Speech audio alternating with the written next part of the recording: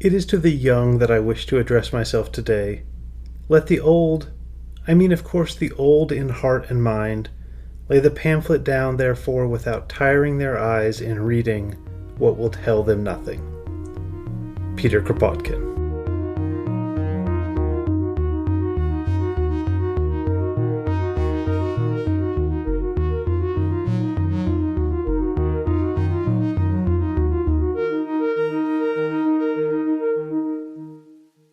Hello and welcome back to Everyday Anarchism, the show that finds anarchism, mutual aid, cooperation, non-domination in your everyday life. I am your host, Graham Culbertson. In this episode of Season 2, I'm going to indulge myself and read something to you that I wrote in 2021 as I was leaving my job as a teacher of our best and brightest, our most meritocratic youth. I am once again a teacher of meritocratic youth, which has with it so many joys and also the constant awareness of the system that I am in. Now, I myself am particularly partial to some works by Emma Goldman and Oscar Wilde, but if I had to pick, probably I'd still say the greatest work of anarchist theory ever is Kropotkin's Appeal to the Young. I'm not alone in this judgment. It's probably the most read work of anarchism ever, unless you count certain things by Tolstoy or Gandhi or MLK. And frankly, I find the ideas in Kropotkin's Appeal to the Young to be completely true to this day. The argument essentially is that if you think you're going to make the world a better place through the meritocracy, through becoming a doctor or lawyer or teacher or something, you're fooling yourself. And although I think Kropotkin doesn't need to be updated at all, his references are a little outdated, which is to say, they refer to the meritocratic institutions and professions of the late 19th century. So, here it is, an appeal to the young from everyday anarchism, an affectionate, hopefully useful rewriting of Kropotkin's classic. Here you are, about to set out on your journey into adulthood. I assume that you are 15 or 16 years of age, just beginning to take your SATs and ACTs and APs and amass your set of Harvard-ready extracurriculars. Perhaps you have been taking such courses and doing such activities since you were much younger. Or perhaps you are one of those few who is still not quite sure about the difference between Princeton and Yale. If so, you have a great deal of catching up to do. I hope you can learn an instrument and sport at the same time, and that those activities don't get in the way of perfect grades and test prep classes. In all likelihood, if you do intend to pursue an elite education, you will have to dedicate your first few years of your career to paying off your loans. I know that you want to go to school to give back. It's your dream to improve the world, to leave it better than you found it, to stop global warming, save the whales, end capitalism, and probably help the bees if no one else has done that by then. But although you want to give back, you'll find yourself giving back to your lenders instead for a while. How long? Well, possibly for the rest of your life. And that is all, of course, without even considering that you might be going to school just to be a winner, just to gain the prestige and wealth and satisfaction of achievement. And you might not even be on such an achievement track at all. If you're not, we'll come back to you. For now, let's assume you're going to college or have just started college. The more highly ranked, the better. So you want to give back. Perhaps you'll become a doctor. After all, there's no better way to give back than to heal the sick and comfort the afflicted.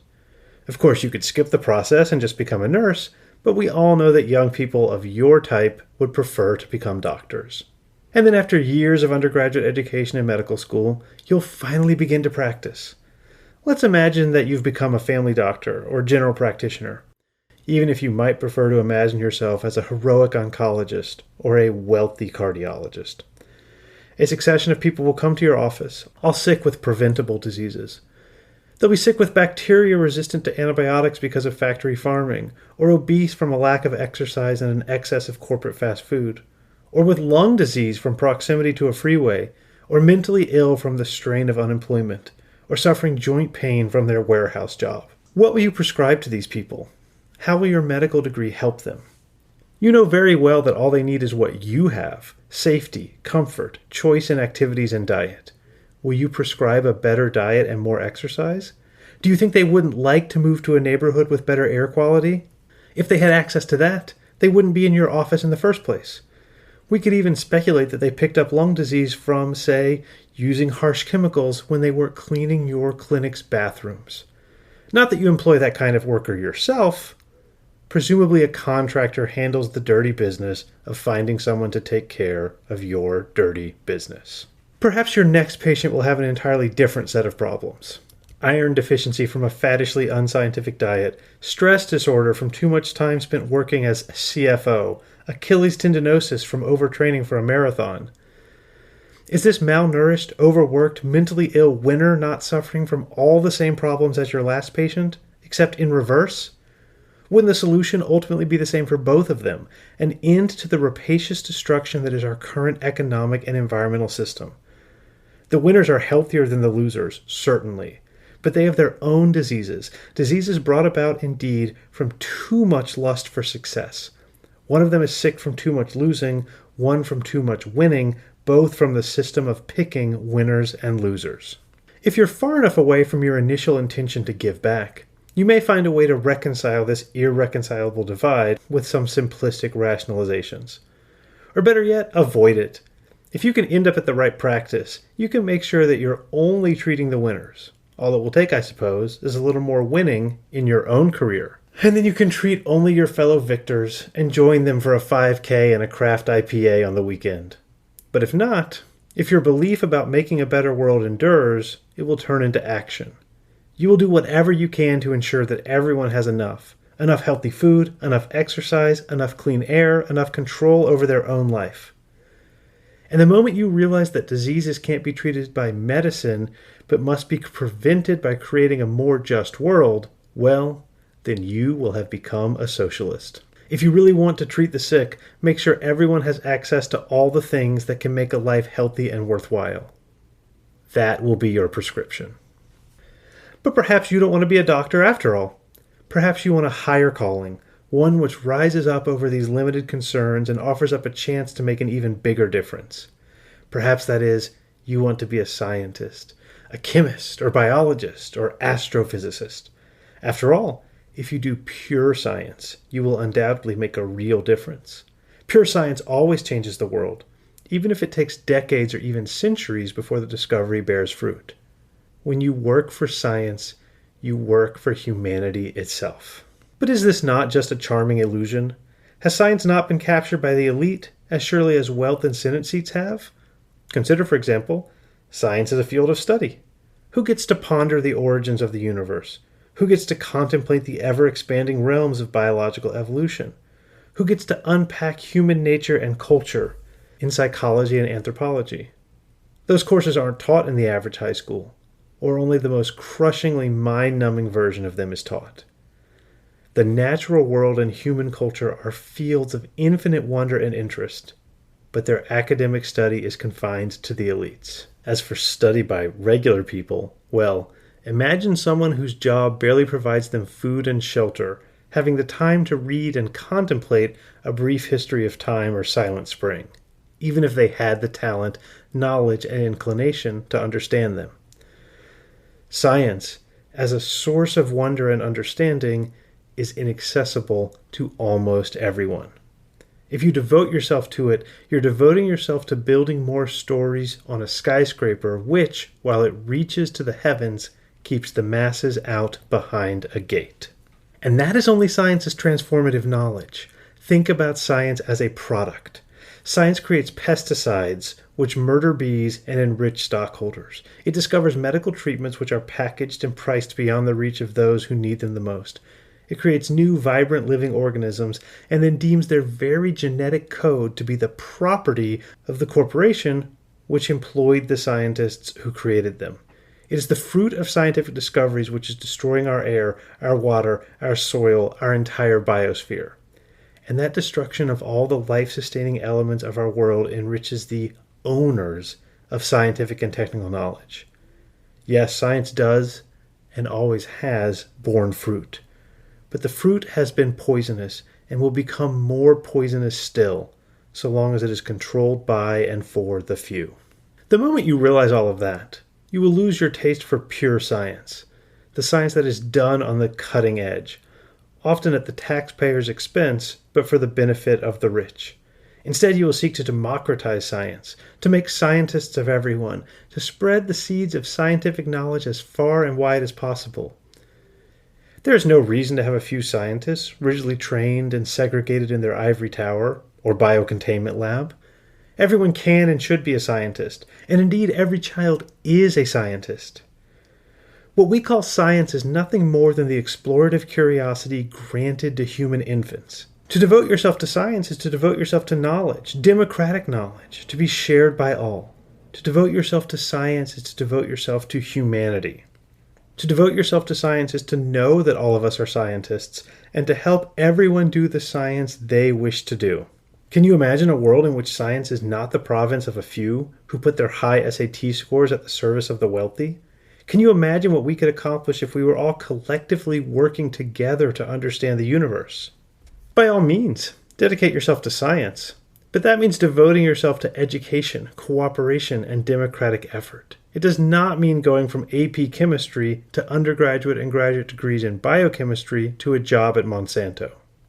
What could be less scientific than the pursuit of knowledge to be hoarded and monetized by the few at the expense of the natural world itself?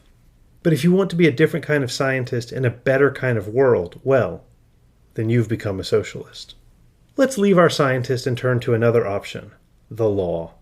You might hope to become a lawyer, a passionate champion for justice, a fighter for the little guy. Who could help the oppressed more than a crusading legal reformer? Once you've passed the bar, you can be that reformer, that defender of the common weal, that hero of the huddled masses.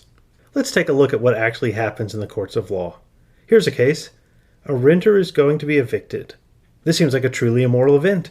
The renter was an essential worker, after all, whose labor made possible the survival of society during the pandemic. But amidst the economic crush, even with aid from the government, the rent was too damn high. Like I said, morally, it seems clear that we should allow the people who do the essential tasks in society their share of shelter. In fact, the rent has gone up because the area has gentrified, and this tenant was one of the people whose hard work and stable presence made it possible for this area to be so desirable. It thus seems prudent as well as moral not to evict. Don't we run the risk of losing their essential labor if they can no longer shelter themselves? It may be immoral. It may even be imprudent. But from the point of view of the law, there is no controversy. The renter has not paid. Their lease stipulates they must pay or be evicted. So they must be evicted. If they resist, the law in its simplicity stipulates that they can be arrested and confined. That, at least, will solve their shelter problem temporarily. Their hard work kept society afloat. Their civic presence created wealth for the owner of their building. Their reward is homelessness or imprisonment. And all quite legal. So whose side are you on? You must be, if you've made it this far in this podcast, on the side of justice. You must know in your heart that the eviction of this tenant is wrong. Justice demands that this tenant should not only not be evicted, but also should share in the wealth that their landlord expects to gain from this increase in property values. So do you want to stand with the law?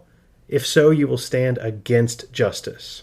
The same law supports corporations against workers, corporations against unions, the powerful against the weak, the wealthy against the poor. That same law supports the police officer who kills the unarmed suspect. It allows white protesters to carry assault rifles while it assaults black protesters with rubber bullets and tear gas, or worse. That law requires poor mothers to work if they want to receive assistance, but it provides tax breaks for private jets. That law allows the pollution of the entire world's atmosphere, but forbids the installation of solar panels and wind turbines when they would reduce property values. The law does nothing to protect those properties from the rising seas, but does protect them from the sight of renewable energy. That's your law, the tool of the wealthy and powerful, used to protect their interests at every turn. If you stop and think for just a moment, you'll see that there's another law. The law of justice demands that you feed the hungry, clothe the poor, and heal the sick. From your earliest days you were taught that law, were you not? Do you not believe that everyone deserves help, sustenance, shelter, and the chance to flourish? Is that not the law that vibrates inside of you? I imagine you have been taught, I know I was, that our system of laws protects the deeper, better law. The police and courts and lawyers are there to protect the good and restrain the bad. They exist to make sure that justice is done. After all that's happened in America and in the world in your lifetime, can you still believe that? There is only one law that you must obey, the inner law, the law of conscience. For that obedience to your inner law, the outer law of power will surely persecute you. So be it. You will not be working alone. Join us against the law in the fight for political, economic, and social justice, which legal justice will never deliver. But then, of course, you'll be a socialist, working for a different world entirely. We can turn away from law and imagine that you want to be an engineer. You can design wonderful machines, machines that will change the world. But whether these machines are electrical, chemical, mechanical, or even artificially intelligent, will they make the world a better place? Will they reduce labor? Will they reduce suffering? Your beautifully engineered camera will probably just be installed with your colleagues' exquisite facial recognition technology to monitor employees to ensure they work like the machines that the owners want them to be. Whatever you create, you won't own it. And your bosses will deploy your creations to bring themselves as much data and money and control as they can. You might even manage, if you're not careful, to create a machine that can do your job. But if you do so, don't expect a life of leisure. The dishwasher and washing machine didn't liberate women from the home, and labor-saving machines won't liberate labor from the workplace. They'll either find a way to extract value and productivity from you some other way, or they'll terminate your contract before you realize what's happening. Or at the very best, they'll give you stock options. But then you will just be one of them. You'll have joined the ranks of the exploiters, turning your knowledge capital into economic capital and yourself into a true capitalist. You will know it if you study society the same way you've studied your machines. If you analyze the world as a set of systems and processes, you'll see that technological improvement has always benefited the few, not the many. Once you realize this, you'll have a choice. You can either silence your conscience, give up the drive to help that started you on this path, and hope that your work as an engineer will allow the capitalists to exploit so many others that they will let you join the exploiter class. Or you can stop tinkering with machines and code and start reprogramming society itself. Rebooting it so that it works for everyone, feeds everyone, rewards everyone. Will there not then be many more engineers, all of whom benefit from their own work, just as everyone else benefits from it? And if that is the Society 2.0 that you want to create, well, then you've joined us and become a socialist. The hardest words I have to say are to those of you who want to become teachers. After all, I've been teaching for more than 15 years. Again, I know why you want to become a teacher. You want to give back. You want to share knowledge. You want to mentor and nurture, to delight and amaze, to become the figure who helps and guides young people on their journey into the larger world. You want that because it seems like important and beautiful work. Undoubtedly, you wouldn't be listening to this if someone hadn't served that same role for you. God help me. It might even have been me. But being a teacher doesn't mean guiding young people to find the truths that will make their lives worth living. If you're lucky, it will mean working with some of the smartest and most motivated young people in the world. But for all the delight that they might give you, what are you training them for? You are preparing them precisely for the professions that we have just discussed: doctor, lawyer, scientist, engineer. How much joy can you take from leading young people on a course that will put them in one of those professions? And insofar as you want to actually teach them, rather than just track them into institutional success, you will be fighting every step of the way, fighting bureaucracy, fighting the surrounding culture, even fighting their parents and the students themselves. Because while students and parents might want learning, they can't afford to indulge in it. They need the appropriate scores and bureaucratic documentation to get into one of those professions. If you want them to be able to focus on learning, not success, you will be rowing against the tide of your entire profession. It could, however, be even worse. If you don't have the chance to work in elite education, the bureaucratic strictures will be much, much worse, because getting the students tracked into economic productivity will be much harder and more brutal. And you will be fighting something else: poverty and despair. Can you get your students on track to achieve success if they are too hungry to focus in class? Will you be able to turn young people whose parents are being evicted into people with the appropriate credentials for law school?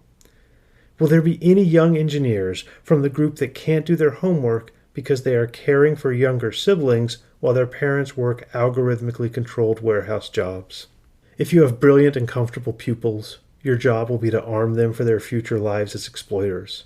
If your pupils are hungry, tired, and underprepared, you are likely merely providing childcare for their exploited parents up until they reach the age that the state deems that they can personally be exploited. As for you, my aspiring teacher, you will have to go one of two ways. You can give up your dream of freeing young minds and simply work to give your student the best chance in this system, to help them acquire all of the credentials and trappings of success available to them in this system. Or you can hold on to your principles, to all the books and philosophies and friends and mentors who showed you what education can be, and strive to uphold those ideals. But then you will be a revolutionary, an educational radical, and before long you will probably be fired, or at least given notice of a need for improvement in your teaching. Then what will be left for you will be a different kind of teaching, the sacred job of sharing your knowledge with all of those who want to bring about a different world. You'll have become, again, a socialist. Finally, what if you want to make art? Painting or poetry, filmmaking or playwriting, author or sculptor. Your dream is to turn the world and your experience in it into something that can inspire and enlighten your fellows. But what will await you on the other side of your training? On the one hand will be commercial art. Perhaps you will make advertisements for cancer-causing pesticides, or produce reality shows about opulence, or write scripts for corporate training sessions. Of course, if you are truly lucky, you might find yourself on that other path, maker of high art. That world is even more commercial than commercial art. Your highest achievement will be finding your painting hanging in the living room of a billionaire, or dancing for an audience of plutocrats in London or Moscow or Shanghai. Unless, of course, you hold on to the same ideals that you started with. In that case, you will make art that you will scourge the comfortable and comfort the scourged. You will share, most of all, the afflictions of the world with those who are causing them.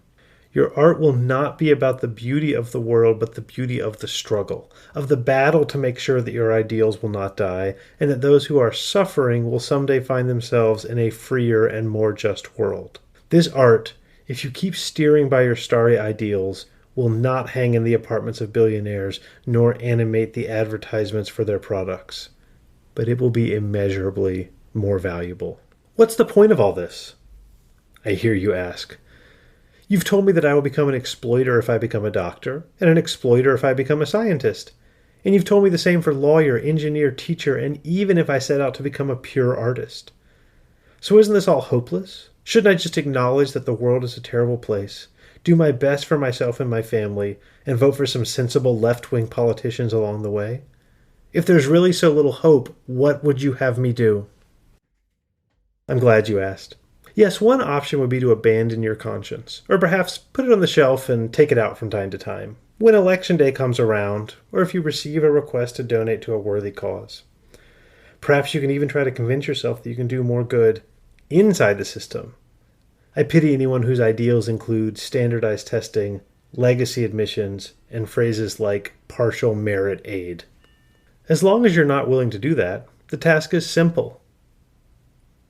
You must transform the world, starting with yourself and then moving from there to everything else. If you are a student in high school, especially an elite student, you must begin by fighting the voice inside your head that tells you your goal is to win. Do not let them measure you, chart you, graph you into a numerical future of ever more strenuous percentiles. Opt out of standardized tests. Don't take the SAT or ACT or AP or IB examinations. Leave all that alone. For elite students in particular, if enough of you make that particular change, you could bring the entire system down before you graduate high school. Elite high school students, all clamoring for their spot at the top, are the fuel on which the entire system runs. And elite undergraduates, the same way for the professional schools. And if enough of you cease to play their game and take their tests, that fuel disappears. You are processing the raw material, your very soul, into the energy source of the machine. If you cease to make yourself fuel, the machine will cease to run. Plan to attend your state research university, or a public regional university, or a community college. Anywhere you can get a good education affordably, and avoid all of those who have sacrificed their ideals for a place in the sun. You can do this too if you're currently enrolled in college. Your life is now the fuel for medical, business, and law schools. They won't allow you to practice medicine without a license, so you have to go to med school. Couldn't you aim, though, for a school that might be less prestigious but more rewarding? Or for that matter, could you not become a family doctor instead of a cardiologist? The world could use cardiologists, sure, but it doesn't really need them. If it did need them, wouldn't they be traveling the world healing sick hearts, not waiting in luxurious offices for the wealthy to come bid for their services? Even better, become a nurse. Of course, nurses are poorly treated and poorly paid. Isn't that the problem? Why should you be special and become a wealthy cardiologist, treating the even wealthier, while nurses struggle to pay their rent and afford their groceries? Stop playing their game. Even if you win it, everyone loses. And then you must start the game again if you even contemplate having children. Set your sights lower and lower. Set them so low that all you can see are the people at the bottom. The people desperately trying to survive in a world that has enough for all to thrive. Is there any shame in helping them? Is there any shame in living among them? Is there any shame, indeed, in being one of them? If you set your sights far enough down, you'll find they can't go any lower. But you will also find that they are not pointing down at all, but across. You'll find that the people below you are not below you at all. That's merely a fiction perpetuated by the winners. Look around, you'll see efforts for organization and the fight for justice everywhere. Join in. Join organizations and form organizations. Create unions and co-ops and mutual aid societies to knit neighbor to neighbor until the whole world is crafted into a single beautiful tapestry. The world, in fact, is just waiting to be woven together. In fact, the winners have already woven it together with trade pacts and monetary funds and transatlantic flights and trans-Pacific shipping. They've done the hard work of this weaving, or rather we have, in their name and for their benefit. All that remains is for us, not them, to benefit from the wealth and power that humanity now controls. As soon as you cease to try to take your place among the winners, you'll see that everything you wanted to win already exists for all. It's merely not available to all. And now you know what you have to do. You have to break down every system that is designed to create an us and a them, winners and losers, the best and the brightest and the worst and the darkest. All of the world's ills stem from this urge to categorize, to sort and track, to segregate and imprison. It is time for you to take your birthright, as the product of a world which can split the atom and fly to the moon. It is equally time for you to ensure that that birthright is available to all. You can't do it working as one of the few, even if you do become one of the powerful who tries to work for the people. You cannot work for the people. You cannot even work with the people. You must, in fact, be of the people. Be one of the people. You already are and always have been, except that you've been blinded by the gospel of success and taught the importance of winning first and giving back later. There is no giving and there is no back. There is no above and no below. There is no before and there is no after. There is no arc up and there is no slope down. There is no future and there is no past. There is no preparation and there is no implementation. There is only now. There is only a group of people who take and a group of people who share, a group of people who want to win, and a group of people who want all to thrive. Humanity has, over thousands of years and through the course of billions of lives, gained the power to feed the hungry, heal the sick, and understand the universe. You're listening to this now because that's what you want to do. But you cannot do it alone, and you cannot do it by winning a game that demands your ideals if you want to play. So you must change the world, and you must do it along with everyone else. In the words of Peter Kropotkin, all of you who possess knowledge, talent, capacity, industry, if you have a spark of sympathy in your nature, come, you and your companions, come and place your services at the disposal of those who most need them.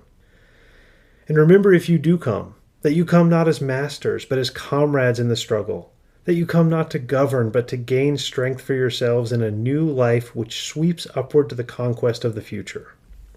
That you come less to teach than to grasp the aspirations of the many, to divine them, to give them shape, and then to work without rest and without haste, with all the fire of youth and all the judgment of age, to realize them in an actual life. Then and then only will you lead a complete, a noble, a rational existence. Then you will see that your every effort on this path bears with it fruit in abundance.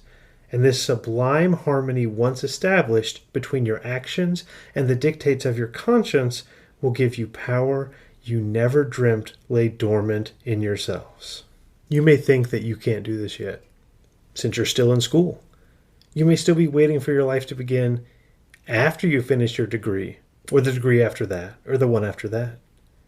But that's not what school is.